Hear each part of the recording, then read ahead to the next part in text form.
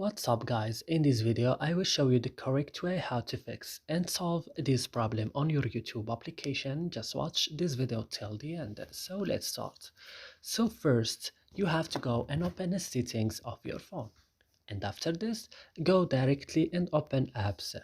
Here on apps, what you should do next is to go into search for YouTube only.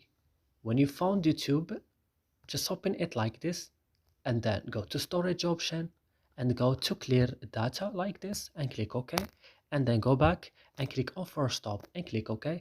And now the last thing is to go into Play Store and updating your YouTube, and also you have to restart your phone, and that's it. I hope this video is helpful for you. Don't forget to like and also subscribe in our channel, and see you in another video.